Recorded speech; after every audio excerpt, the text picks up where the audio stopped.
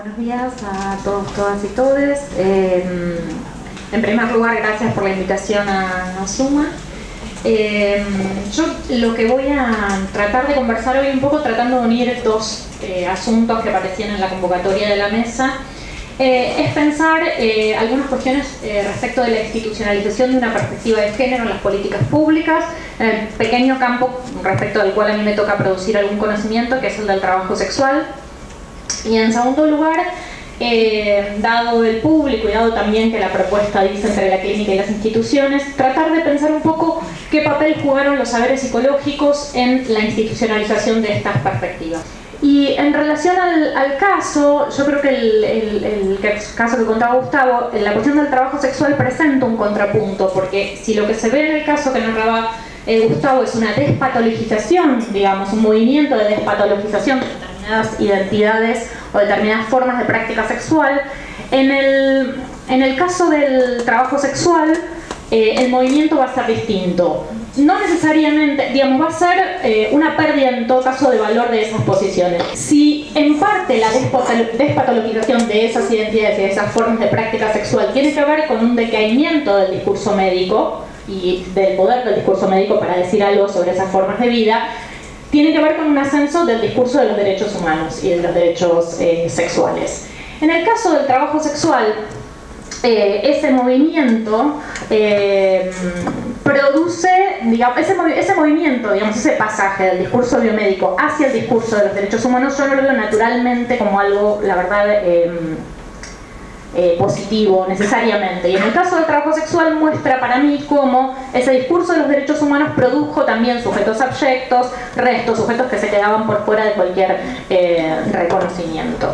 Tal vez no en el sentido de una patologización, no es estrictamente, digamos, que haya habido una patologización del trabajo sexual, pero sí esas posiciones pierden valor a partir de su victimización. En realidad mi tema es originalmente la campaña antitrata, y yo considero la campaña antitrata una campaña antiprostitución, que confundió muy distintas situaciones que existían en el mercado sexual, desde infracciones que pueden ser consideradas de trabajo forzoso a trabajo precario a informalidad. Son tres situaciones que para mí merecerían ser distinguidas, pero los dispositivos antitrata no las distinguen, básicamente porque la ley entiende que cualquier persona que esté en un arreglo de comercio sexual con un tercero que extraiga beneficios es siempre una víctima de explotación. En el feminismo hay un debate sobre esto, hay algunas que atribuimos más bien a la idea del trabajo sexual y pensamos que el trabajo sexual puede ser elegido como un trabajo, que es algo que las mujeres pueden consentir con todos los problemas que tiene esa palabra, pero esas son las palabras de las leyes.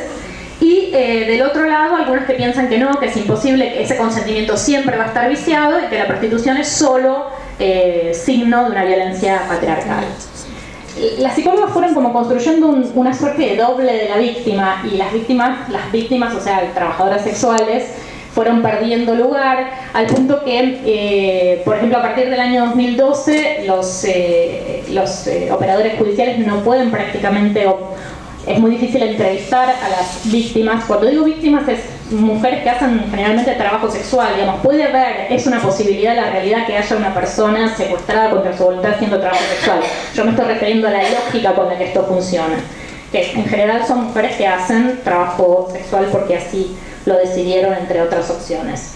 Entonces, volviendo un poco a lo que decía, las psicólogas participan cada vez más porque ahora todas las víctimas tienen que declarar en cámara Gesell, como los niños, y además incluso porque las trabajadoras sexuales vistas como víctimas se van perdiendo en el avance del expediente judicial, porque no quieren, la verdad, interactuar con esas burocracias estatales. El otro día estaba en un juicio que era muy graciosa porque todas habían dado como direcciones falsas, digamos, no podían encontrar a las mujeres porque directamente daban decisiones, o una dijo, bueno, tuve una ACP y me olvidé de todo. O sea, realmente no quieren, porque es muy hostil la relación con esas burocracias. Y lo que sucede es que las psicólogas empiezan, digamos, son las que van a declarar en los juicios, ¿sí? Las que van armando un relato de la experiencia de hacer sexo comercial. Y cuando las dos posiciones se exhiben en los juicios, los fiscales todo el tiempo van a insistir en que las psicólogas hablan desde un saber experto, ¿sí? A diferencia de las trabajadoras sexuales que aparecen en algunos juicios eventualmente defendiendo sus condiciones de trabajo. Entonces ese saber experto tendría un mayor valor en tanto en cuanto estaría informado por el discurso de la ciencia y ese tipo de cuestiones. Entonces yo quería como contar dos situaciones que se dan. En la mayoría lo que las psicólogas hacen en esos informes es interesante porque no despliegan categorías diagnósticas. Digamos, ahí es difícil pensar qué es lo que está sucediendo con la práctica sí. Pero sí utilizan como otros artefactos, es decir, que las trabajadoras sexuales que generalmente cuentan que hacen eso porque tienen que sostener a sus familias o lo que fuere, que lo hacen en determinado arreglo, lo que van a plantear es que tienen un discurso aleccionado, ¿no? Entonces, si todos están contestando lo mismo es porque efectivamente eso es parte de un discurso aleccionado, es producto de un adoctrinamiento. Van a plantear la particularidad de estas víctimas que no saben reconocerse como tales, ahí anunciando una suerte de déficit en la capacidad para discernir. Entonces son presentadas como sujetos sin capacidad para discernir, ya sea por los condicionantes sociales que sobre ellas pesan, como por su condición subjetiva. Lo que yo empecé a encontrar son usos tácticos de los dispositivos antitrata por parte de las trabajadoras sexuales. Cuando alguien está en un arreglo de trabajo sexual y tiene un problema con el dueño, que no le pagó, no puede ir al Ministerio de Trabajo y decir: teníamos un arreglo del 50-50, me están pagando, llamemos al sindicato, digamos, todo eso no es posible. Entonces lo que las trabajadoras sexuales fueron de algún modo conquistando es una estrategia de usar tácticamente los dispositivos antitrata presentándose efectivamente como víctimas. Eso en algunos casos y en otros casos también por la lógica de la vendetta, que yo la denomino como un término que es una inspiración antropológica, vendetta, porque tiene que ver con también la imposibilidad de acceder a formas de zanjar los conflictos institucionalmente. Entonces lo que hay es una serie de intercambio de males recíprocos entre distintas personas que están en el comercio sexual. Como me decía de una manera muy elocuente una trabajadora sexual del sur, en el sur hay mucho mercado sexual muy organizado por mujeres, en ciudades como Neuquén, en grandes centros urbanos, todas mujeres que además han sido punta de lanza de una migración muchas veces. Ella me decía, antes nos tirábamos ahora digamos, antes nos cagábamos a trompadas y ahora nos tiramos a la policía. O nos trompeamos. Volver a trompearse, decía ella. ¿Qué a la policía? Nos tiramos la policía, porque es la práctica de denunciarse entre ellas. Por competencia de clientes, por miles de problemas que existen en el mercado sexual, que en cualquier otro mercado de trabajo tienen una forma de zanjarse más o menos institucionalizada, y acá no. Digamos, por eso la lógica de la vendetta.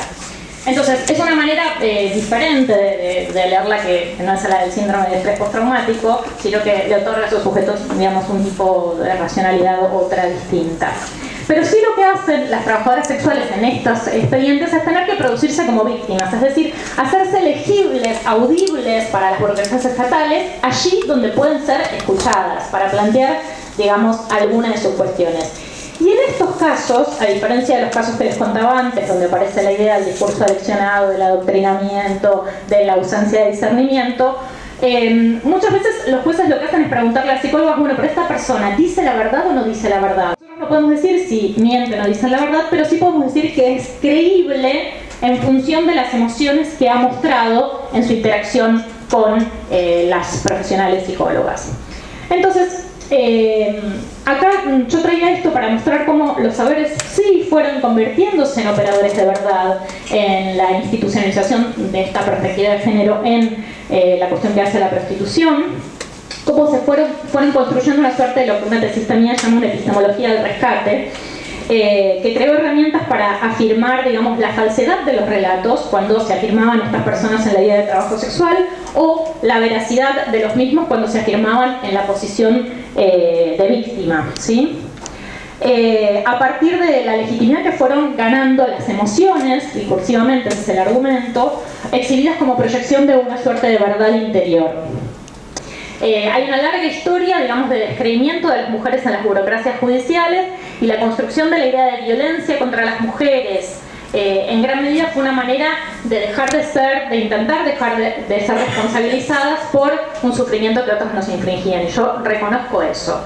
Pero en el caso de esta política pública, yo también veo problemas en no complejizar esta cuestión asignándole a estos relatos un carácter transparente. Si se instala esta mirada, digamos, perdemos de vista las condiciones de subalternidad que hacen que estos sujetos no es que no puedan hablar, no por un déficit subjetivo, sino por una incapacidad para la escucha de esas posiciones.